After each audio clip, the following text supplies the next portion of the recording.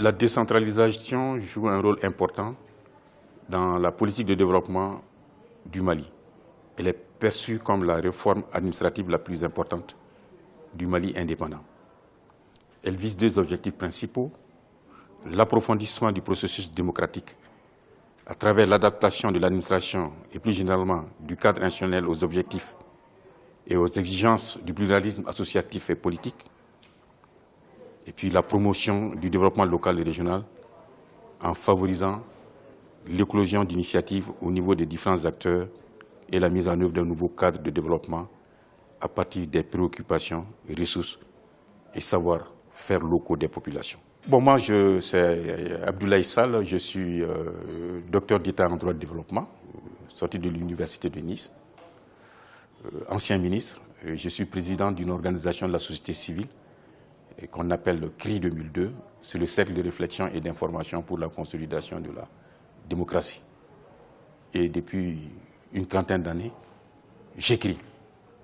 Et parmi les écrits, il y a cet ouvrage écrit en août 1993 qui vient d'être réédité et qui porte sur le pari de la décentralisation au Mali.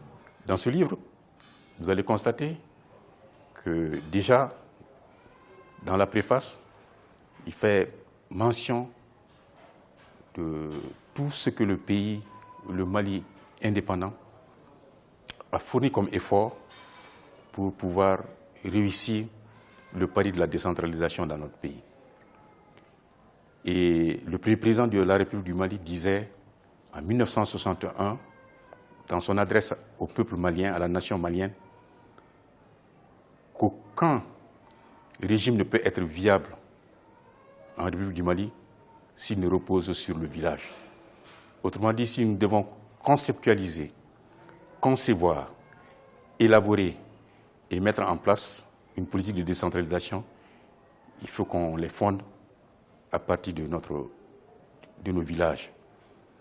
Et l'enjeu, le défi et le pari, lors de notre accession à l'indépendance le 22 septembre 1960, à ce jour, était de pouvoir fonder notre politique de décentralisation sur les 12 000 à 13 000 villages que compte notre pays. Comme je l'ai dit au départ, en réalité, j'ai écrit d'autres livres. Le premier livre que j'ai écrit, ça portait sur l'organisation du monde rural. C'était en 1988. Pourquoi l'organisation du monde rural? Parce qu'on vous dira que le Mali a près de 80% de sa population qui vivent d'agriculture, d'élevage et de pêche. Après avoir travaillé sur l'organisation de cela, il faudrait maintenant travailler sur, n'est-ce pas, le développement. Et qui parle de développement, parle d'abord de développement à la base. Et donc ce livre qui est sorti en 1993 fait tout juste à la révolution qui a eu lieu au Mali le 26 mars 1991. Donc c'était un nouveau départ qui s'annonçait au niveau du pays. Alors comment pouvoir contribuer en tant que citoyen malien à la consolidation de ce nouveau départ pour le Mali? Mais 24 ans après, on se rend compte qu'il y a plein d'insuffisances qu'il faudrait encore, sur lesquelles il faudrait peut-être réfléchir, travailler et faire de nouvelles propositions, ce qui explique la réédition du livre en intégrant certains éléments nouveaux qui ont lien avec les enjeux et les défis du troisième millénaire. Le message que véhicule cet ouvrage, c'est d'abord toute politique de décentralisation ou tout développement doivent d'abord reposer sur une vision.